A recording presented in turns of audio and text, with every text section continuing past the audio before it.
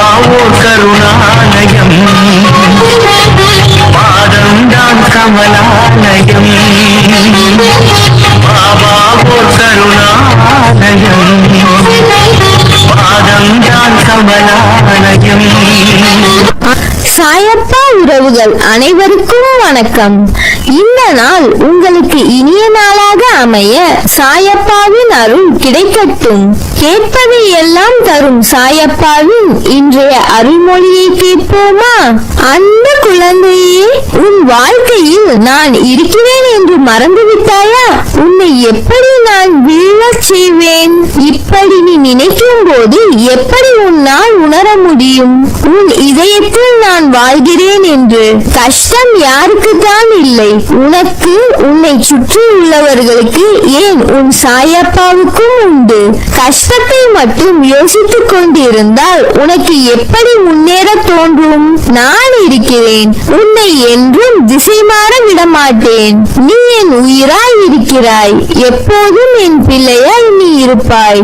உன் வாழ்க்கையில் முன்னேற நிச்சயம் வழிகாட்டுவேன். அதில் நீ நிச்சயம் பயணிக்க போகிறாய், வெற்றியும் அடைய போகிறாய். உனக்கு ஒரு கதை சொல்கிறேன், கேள். புல் மூங்கில் கதை உனக்கு தெரியுமா? நான் சொல்கிறேன் கேள். புல்லை நீ மண்ணில் நட்டு வைத்ததும் வளர்ந்துவிடும், ஆனால் அது சிறிதாய் தான் இருக்கும். அதற்கு மேல் அது வளரும் தன்மை உடையதல்ல. இதுவே மூங்கிலை நீ எடுத்துக்கொண்டால் அது வைத்து 5-6 வருடம் வளராமல் அப்படியே இருக்கும். அதுவே மூங்கிலை நீ எடுத்துக்கொண்டால் அது வைத்து 5-6 வருடம் வளராமல் அப்படியே இருக்கும் பார்ப்பதற்கு. ஆனால் அது வேரை அது பக்குவப்படுத்தி அது பலமாக மண்ணில் பிடிப்பான வேரை கொண்டிருக்கும். அதன் பிறகுதான் அது வளர ஆரம்பிக்கும். ஆனால் அது வளர ஆரம்பித்து விட்டால் அதன் உயரம் 10 மடங்கு வளர்ச்சியை கொடுக்கும். அதன் வளர்ச்சியை எப்படி ஆயினும் தடுத்து நிறுத்த முடியாது. அது மூங்கிலின் வெற்றி. புல் வேகமாக வளர்ந்தாலும் அதனுடைய வளர்ச்சி சிறியதுதான். ஆனால் மெதுவாக வளர்ந்தாலும் மூங்கிலின் வளர்ச்சி பெரியது. உனக்கு வெற்றி கிடைக்க நேரம் ஆகிறது என்று வருந்தாதே. என் பிள்ளை, நீ வளர்ந்து உயரமாக நிற்க போகின்ற மூங்கில் மரம். அதனால் பயப்படாதே, நிச்சயம் நீ வெற்றி அடைவாய். உன்னுள் எழும் கோணலான சிந்தனைகளை நான் மாற்றுவேன். வாழ்க்கையில் நிம்மதி என்றென்றும் நிலைத்திருக்க வேண்டுமெனில் பிரச்சனைகளை மட்டுமல்ல, பிரச்சனைக்குரிய நபர்களையும் தூரத்தில் வையுங்கள். நிம்மதி என்றும் உங்கள் அருகில் நிலைத்திருக்கும். தேவையில்லாமல் உன்னை சுற்றியுள்ளவர்களிடம் கோபத்தை காண்பிப்பது தவறு. கோபத்தை உங்களின் கேடயமாகவே பயன்படுத்துங்கள், ஒருபோதும் ஆயுதமாக பயன்படுத்தாதீர்கள். நீ நீயாகவே வாழு. வாழ்க்கை சிறந்த ஆசானாக உன்னை வழி நடத்தும். உன்னை முந்தி செல்பவர்களை கண்டு கலங்காதே. உனக்கான வெற்றியை உன்னால் மட்டுமே நிரப்ப முடியும். துவளாதே. இவ்வுலகில் தூற்றுவோர் இருந்து கொண்டேதான் இருப்பார்கள். அவர்களை எல்லாம் கண்டு கொள்ளாமல் நீ உன் கடமைகளை ஒழுங்காக செய். சில நிகழ்வின் வெளிப்பாடு உன் மனதை பாதித்து இப்படி நொறுங்கி போய் உள்ளாய். அதை சரி செய்ய நான் இருக்கிறேன். நீ எதிர்பார்த்த ஒன்று நடக்கவில்லை என்றால் அதில் ஏதோ ஒரு நன்மை இருக்கும் என்று மனதார நம்பு. எந்த ஒரு பிரச்சனையையும் செயலையும் நிதானத்தோடு நம்பிக்கையுடனும் கையாளும் பண்பை வளர்த்துக்கொள். இவ்வுலகில் உள்ள எல்லா உயிர்களும் சமம். யாரையும் துச்சமாக நினைக்காதே. அதே சமயம் உன்னையும் நீ தாழ்த்திக் கொள்ளாதே. தேவையில்லாதவற்றை யோசித்து மனதை பாரமாக்காதே. மனதை அமைதியாக வைத்துக்கொள். எதற்கும் பயப்படாதே, கலங்காதே.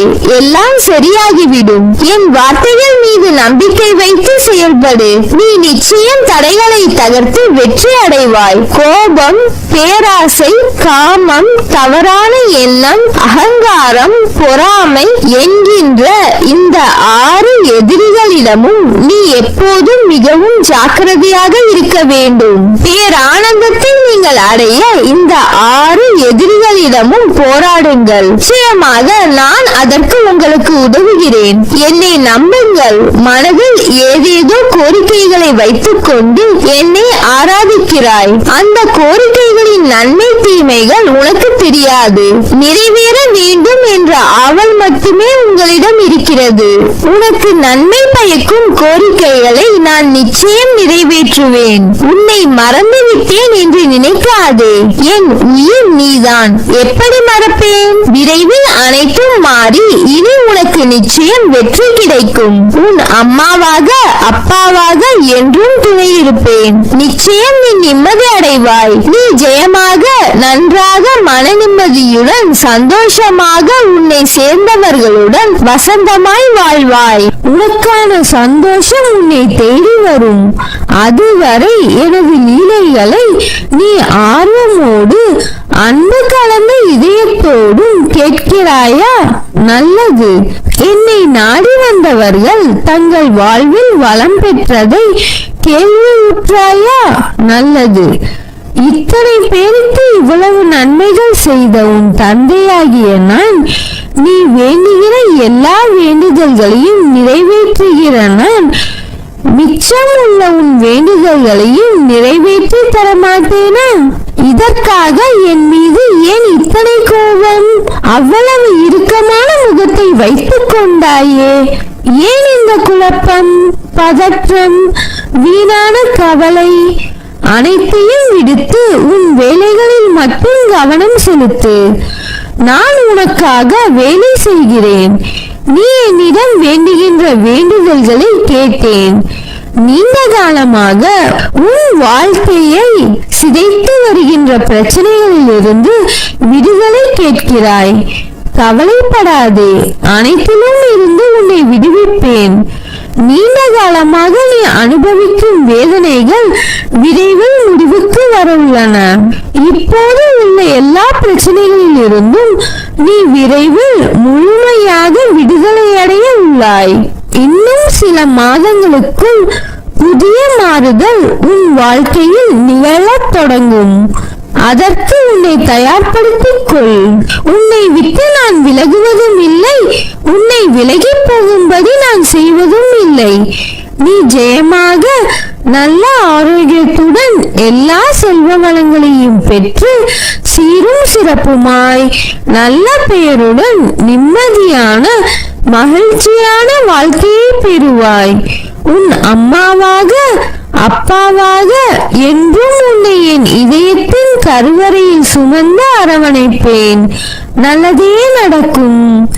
நீ என் பரிபூர்ண அருளும் ஆசீர்வாதமும் அன்பும் பெற்ற என் செல்ல பிள்ளை.